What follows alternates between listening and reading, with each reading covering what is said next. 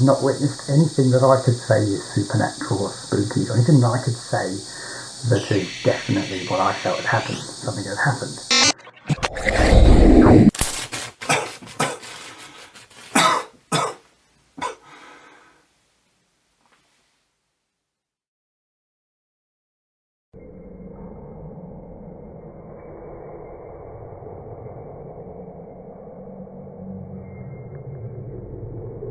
We're all familiar with the classic haunted house scenario. Chilling whispers in your ear, unexplained banging in the night, and queer apparitions in the mirror.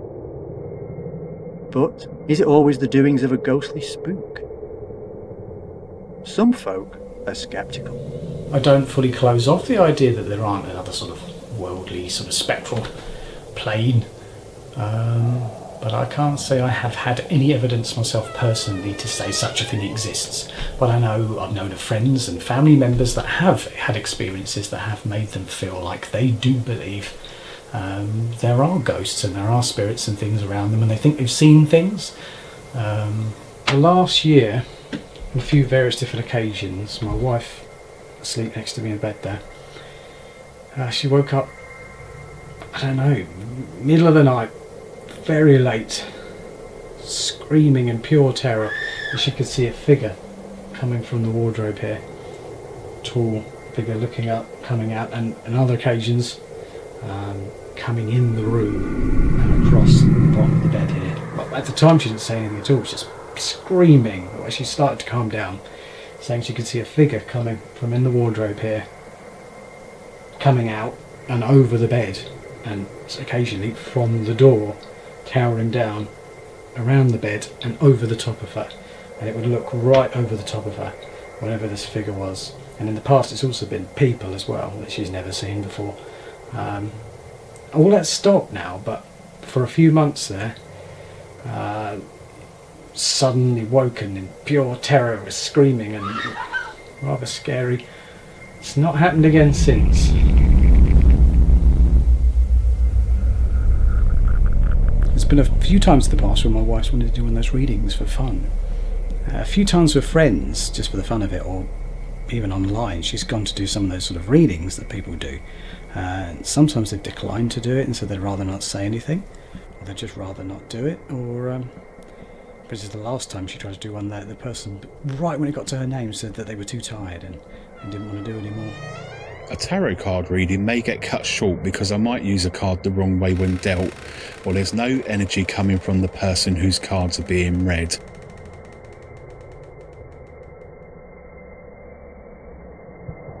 We exude energy, and if the energy comes across as negative, then I'm prone to block it, and I don't really carry on with the reading because I know that the person might not be interested. They may have had something to drink before they've come to steady their nerves, or they may just not be interested at all, so there's really no point in continuing on with the reading.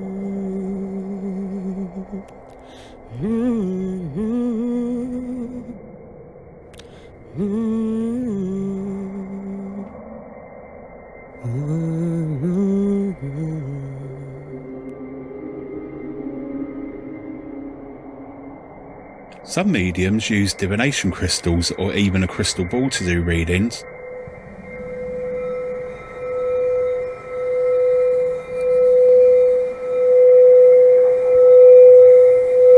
But my preferred method is using tarot cards.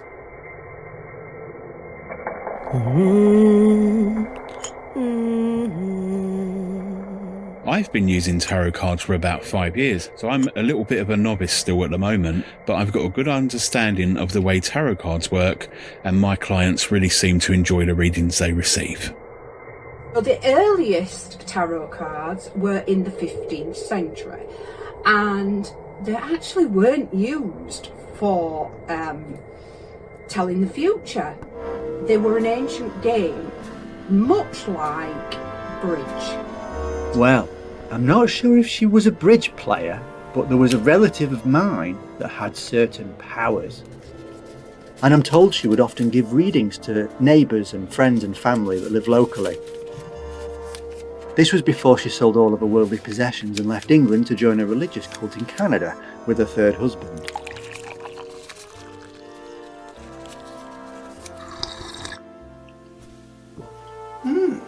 My paternal great-grandmother, Ethel Kate Headfield Mills Naodi, she was very religious. She was very close with the local Catholic Church. She was also a member of the local Salvation Army, as well as all of her kids and her husband.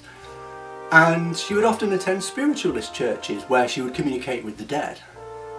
Most interestingly, she also practiced tasseography, where she would read people's tea leaves and tell them their fates and futures.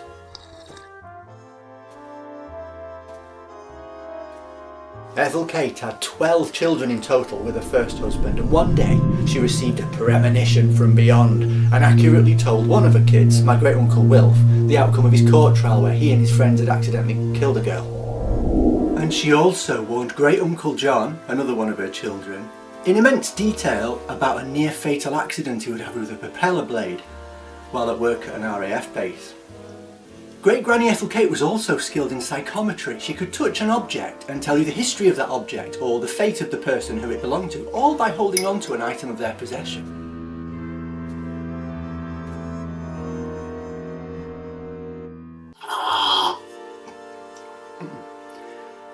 Sadly, I never got to meet Great Granny Ethel Kate. She died in 1962, aged 78, appearing at the foot of Great Uncle Stanley's bed shortly after.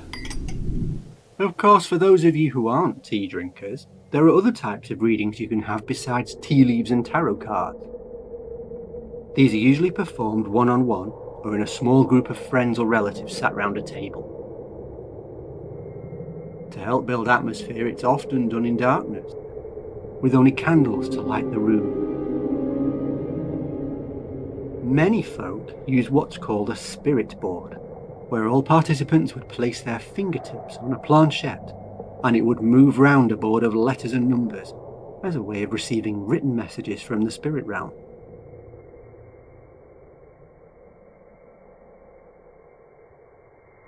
This technique isn't too reliable and often open to abuse. Individuals can easily manipulate the planchette to move as they please, but even so, interesting results can often occur when using a spirit board at a reading.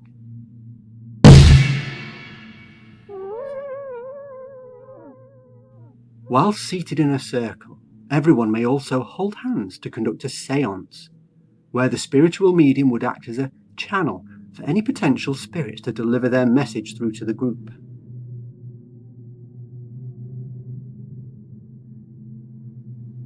This technique became popular during the 19th and 20th centuries and was commonly referred to as table turning or table tapping, because it wasn't unheard of for the medium to get so engrossed in the possession that the table would rock back and forth, and in some cases even lift completely off the ground whilst the seance was taking place. Okay, now we all know where this is going. The only way this can naturally progress as a show is for me to host my own seance. Never done it before, I've never been to a seance before. I've had psychic readings before and tarot readings before, but I don't know what I expect. I don't know what I'm going to conjure up. But I've researched it quite heavily. I know what to do. So I'm going to sit down before I make myself dizzy. Not quite sure what to expect here, but as I said in the beginning of the episode, it's best done in darkness. So I've got a nice big one here that I'm going to light. Hold on.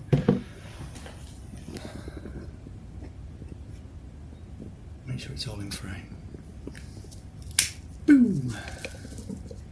I hope it lights, because I've not used this candle in ages. I don't even know if it's the wick is still. Don't know if you can see, but the wick has worn away. There we go, it's lit. Right, I'll just turn out the lights. Oh, hang on, before I turn out the lights, I'll just show you briefly. Turn the camera around. Now, I don't have any possessions of Great Granny Ethel Kate, but I've got lots of family possessions from her close relatives, my close relatives. There's a rather dashing picture of my grandfather, her son. Amidst all of this, it's taken me a while to sort through it and try and find some things connected to her. I have found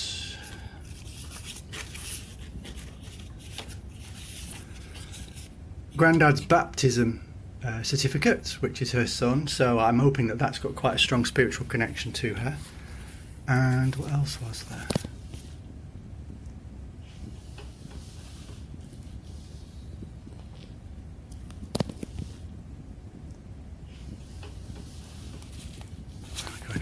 So hopefully with those articles in front of me, I conjure something up. Let's turn the light out. There we go, it's lovely and atmospheric.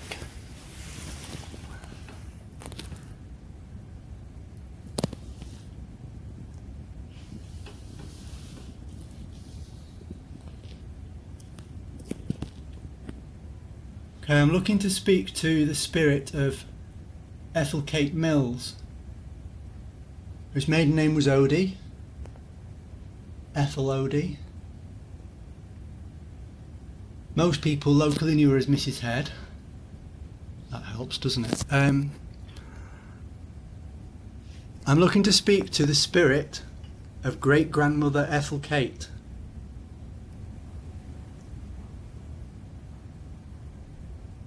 Those voices are just people outside.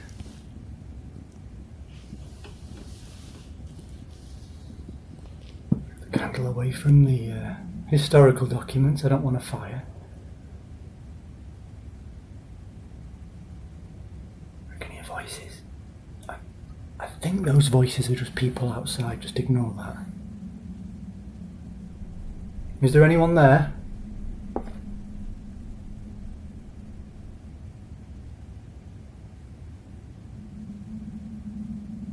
I'm looking to contact the spirit of great-grandmother Ethel Kate. If you're there, make a sound. Ignore the voices outside, it's me you want to talk to.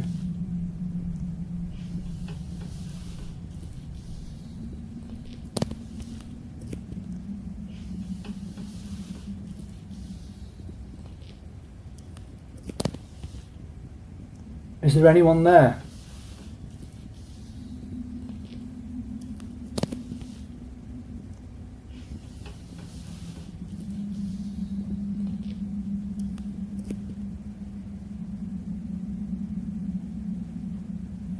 Is in here?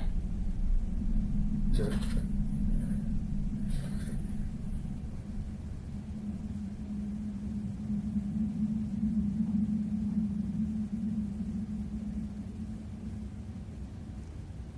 That's my granddad's airman service record with great granny Ethel Kate listed as the next of kin. See, I've got all sorts. I'm like the family custodian, archivist, documentarian, I don't know what the official term is. Is there anyone there? I need to speak to Ethel Kate.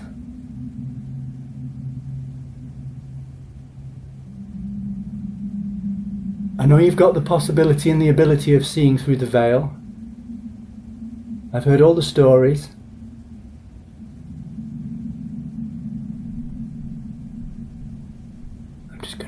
Sit here in silence for a minute and see if I can, I don't know, see if I can channel anything. I'm not sure how.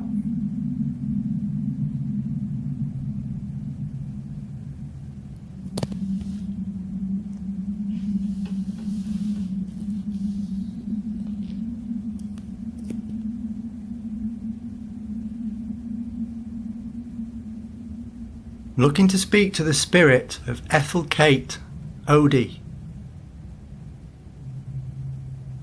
Ethel Kate Head, Ethel Kate Field. I need to speak to the spirit of Mrs. Ethel Kate Mills. Is anyone there?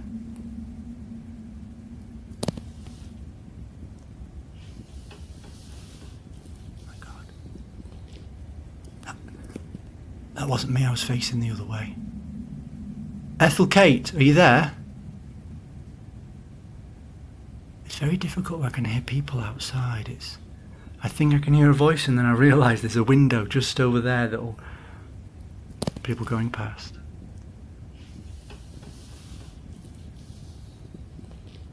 The thing is, if there is a spirit in the room that's trying to get through, I don't know how they would deliver their message because I'm not a medium, and the medium literally means the medium is in the middle conduit between the spirit world and this world. So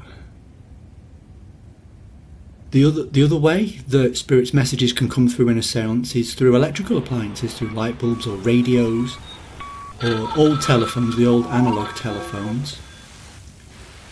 Spirit boxes, if you've got a spirit box, which is sort of like a radio that's half tuned between frequencies that picks up electromagnetic fields and static.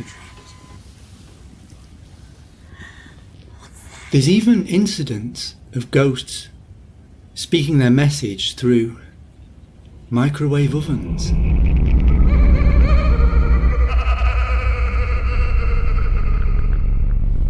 It's impossible. It's not switched on. Constantly turning, no power to it. Karen Coop from Blackburn in the northwest of England recorded this first video on the 12th of May 2015. Around the time of her dad's birthday, who passed away 2 years previously.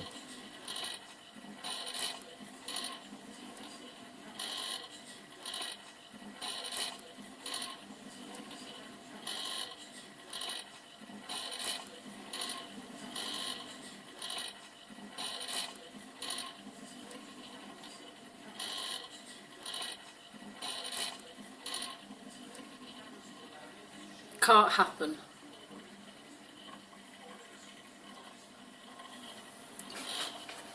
So how's it doing it? You can see, doors open. After telling her friends of the incident, Karen filmed this second video a year later as further proof of the curious happening. Here again, microwave is turning on its own. Somebody asked me if it happened again to video it and go further away to show no one is touching it. There's no one anywhere near it yet. It's moving. Switch it on. Oh! No, it's gonna work.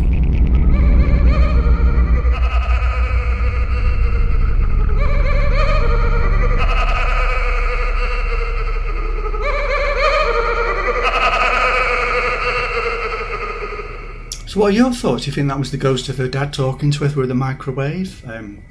Who can say? It wasn't even switched on, yet it was working.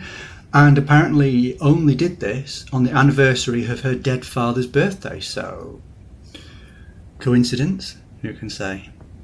All I know is that I'm getting nowhere with my seance. I didn't think I would, but I've got to try it, haven't I? Because I've been researching and talking about all different ways of contacting the spirit world, and I had to at least try. So I got told once by a clairvoyant that I was friends with years ago, about 15 years ago, more than 15 years ago, probably close to 20 years ago, that it actually offends the spirits to just blow out a candle during a seance. You're supposed to put it out with your fingers or with a candle snuffer. So I'm a blood relative of Ethel Kate, so if she does get annoyed at me, I'm the only person. Oh shit. I didn't mean to do that. Well, I mean, I did. I was going to blow it out, but I was going to... This is one final call for the spirit of great-grandmother Ethel Kate. If you're there,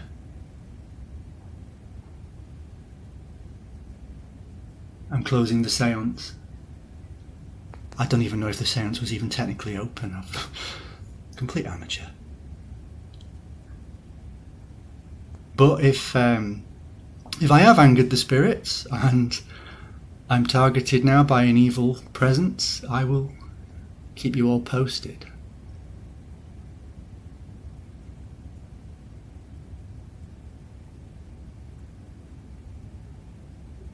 I often wonder, why do people do this? I mean, I've done it just to see if I can, because it's a relative I know that was connected to the spirit world, and I felt I had to try and communicate with her in some way or another. But there's so many people that do this, and I often wonder, what are the different reasons why people would go for a psychic reading or a seance or a tarot reading?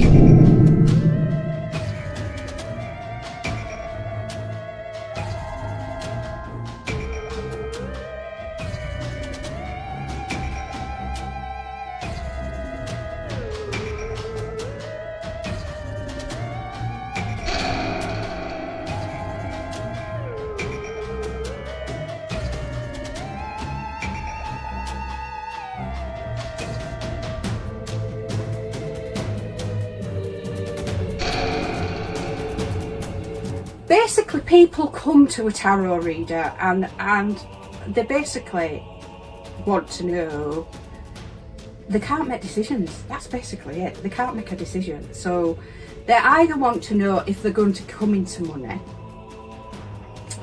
or they want to know if they're going to find love, or whether to change their job. And they're open to suggestion. So they know what they want, so they're open to that suggestion that they will get the answers from the tarot cards. And the tarot reader looks at them, and if there's a lot of emperors, then there's a lot of men in the life. If there's a lot of empresses, there's a lot of women in the life. If the first card is a woman, then that's the woman who's going to be sex magic. Another thing about tarot cards is they say that you should never buy your own. They should always be a gift. Well, I'm quite lucky because someone nicked them for me. This is just a generic candle. Okay, and it's lit and it smells lovely, but there are different colours of candles and they all mean different things, so you know, and you would light a different one depending on the outcome that you wanted. You see, this is from a spell I did about wealth, and apparently if I kept this pound, I would always have money. While she waits for the cash to roll in, she decided to show me some of the important essentials that she keeps up her altar. The altar broom, most important for dusting everything off and getting it all right. Because you've got to get the energy right. If you're going to do any reading at all, the energy has to feel right. It has to feel like you can invoke the spirits to you. And what's that bell used for? The little bell. This is for scrying. So this basically opens a portal into the future. What can you see now? At the moment I can just see everything upside down. No one really knows the future, because if we did, we'd all be lottery winners, wouldn't we?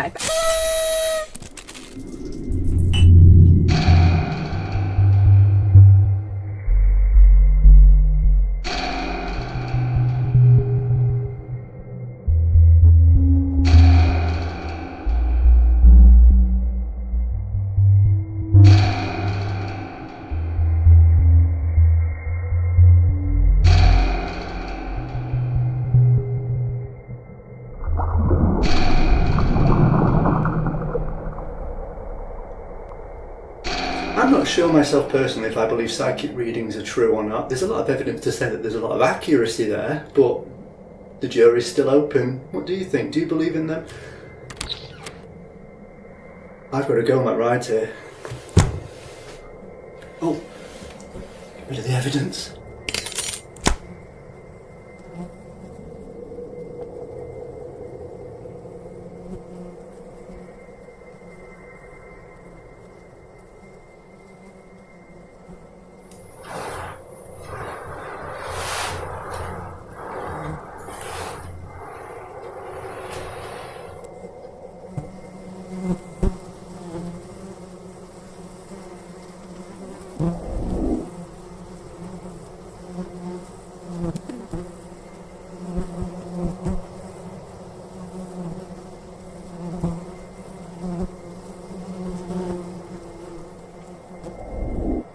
Do I